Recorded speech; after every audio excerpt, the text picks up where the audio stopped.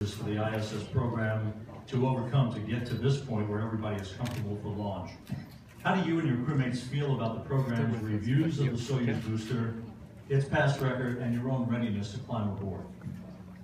Роб Невис, НАСА ТВ. Вопрос Чела Линкольна. Задержка вашего старта на срок 2 месяца создала ряд трудностей для программы МКС, которые необходимо было преодолеть для дальнейшего успешного продолжения работ на борту. Как вы и ваши коллеги в экипаже относитесь к возникшей необходимости проведения дополнительных проверок ракеты-носителя «Союз» и что вы можете сказать о вашей готовности к полету на «Союз»?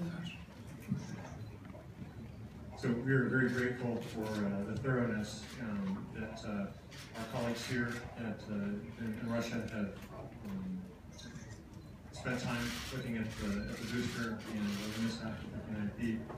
We're very confident in the analysis that our folks at NASA conducted, and we're very confident in the rocket at this point. So we're very eager to fly. I think from a crew standpoint, the extra 2 months will give us time for some refresher training and an opportunity to rest a little bit more than a crew normally would have in terms of preparing for flight.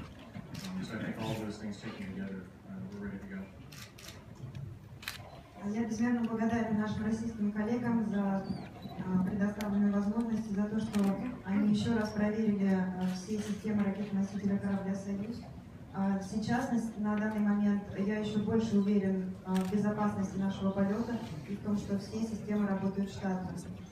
Единственное, что немного отличает нашу подготовку от предыдущих экипажей, это то, что нам предоставилась возможность отдохнуть, немножко побольше времени провести с семьями, но сейчас мы готовы к полету. And Shell, your 5-month mission will have a slightly different profile than originally